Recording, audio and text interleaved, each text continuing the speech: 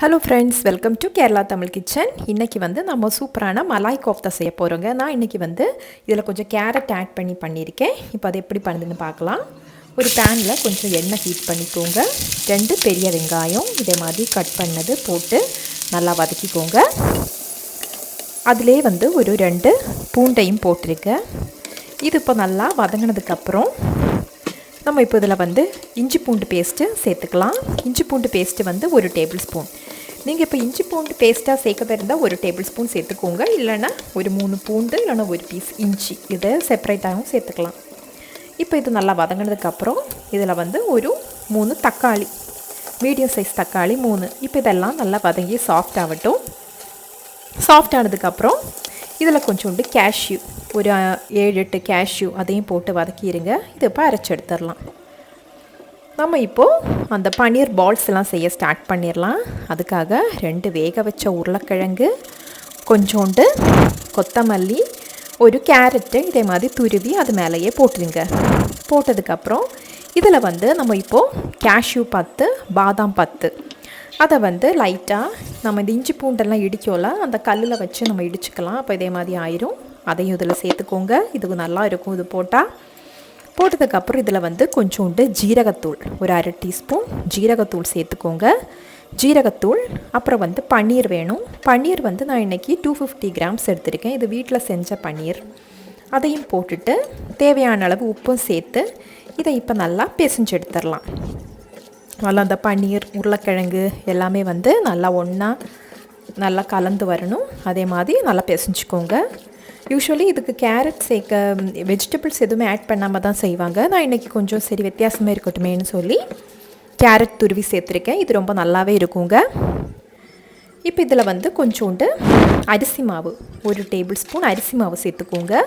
இது இந்த எக்ஸ்ட்ரா இருக்கிற தண்ணியெல்லாம் உறிஞ்செடுத்துடும். அதுவும் இல்லாமல் நம்ம பால்ஸ் அந்த கோஃப்தா நம்ம வறுத்து எடுக்கும்போது இது நல்லா கிறிஸ்பியாக வரும். உங்களுக்கு ரொம்பவே சூப்பராக இருக்கும். இப்போது மாவெல்லாம் நல்லா சூப்பராக பிசைஞ்சாச்சு. நம்ம இனி என்ன பண்ணணுன்னா இதையெல்லாம் சின்னதாக உருட்டி எடுக்கலாம்.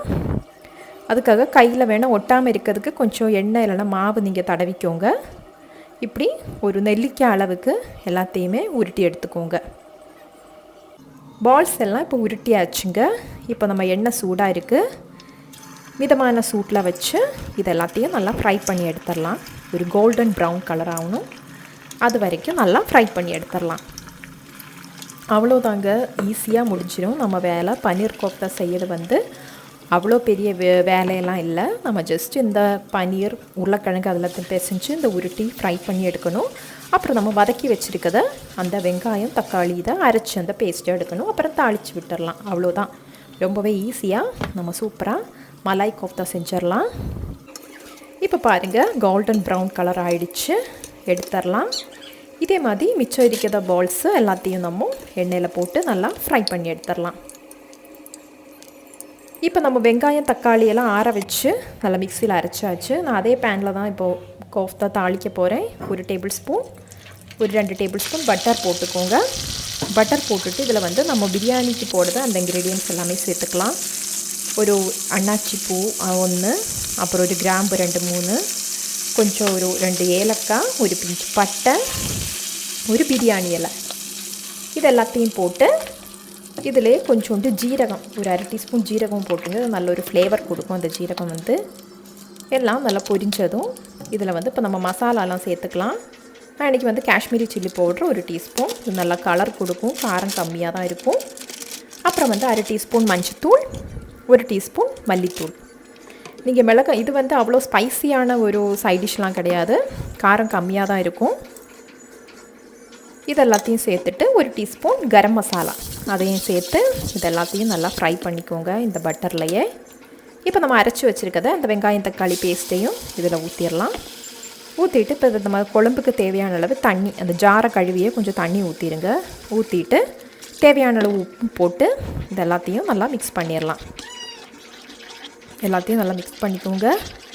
மிக்ஸ் பண்ணதுக்கப்புறம் இப்போ நம்ம இதில் இதை இன்னும் கொஞ்சம் நல்லா க்ரீமியாக ஆக்கிறதுக்காக நம்ம ஃப்ரெஷ் க்ரீம் சேர்க்க போகிறோங்க. ஃப்ரெஷ் க்ரீம் வந்து நான் இன்றைக்கி ஒரு 50 ml ஃப்ரெஷ் க்ரீம் சேர்த்துருக்கேன். ரொம்பவே சூப்பராக இருக்கும் இந்த ஃப்ரெஷ் க்ரீம் சேர்த்தா. நல்லா க்ரீமியாக இருக்கும் நம்மளோட மலாய் கோஃப்தா வந்து. எல்லாம் சேர்த்தாச்சு. இது இப்போ கொஞ்சம் நல்லா ஒரு கொதி வந்ததுக்கப்புறம் நம்ம பொரித்து வச்சுருக்கத அந்த பால்ஸ் எல்லாம் போட்டுடலாம். இந்த ஸ்டேஜில் வந்து நீங்கள் உப்பெல்லாம் செக் பண்ணிக்கோங்க எப்படி இருக்குன்னு. உப்பு வேணுன்னா போட்டுக்கலாம். இப்போ எல்லாமே கொஞ்சம் கொதித்து திக்காக இருக்குது கிரேவி. நான் இப்போ நம்ம பொரித்து வச்சுருக்கத பால்ஸ் எல்லாம் சேர்க்க போகிறேன். இதே மாதிரி எல்லாத்தையும் போட்டுருங்க. போட்டுட்டு இது மேலேயே வந்து கொஞ்சோண்டு கொத்தமல்லி சின்னதாக கட் பண்ணது அதையும் தூவி விட்டுறலாம். அவ்வளோதாங்க, நம்மளோட சூப்பரான மலாய் கோஃப்தா ரெடி ஆகிடுச்சு. இது வந்து ஃப்ரைட் ரைஸ், நான், சப்பாத்தி எல்லாத்துக்கூடையும் வந்து சூப்பரான காம்பினேஷன். நான் இன்றைக்கி வந்து ஃப்ரைட் ரைஸ் கூட தான் இது சாப்பிட போகிறேன்.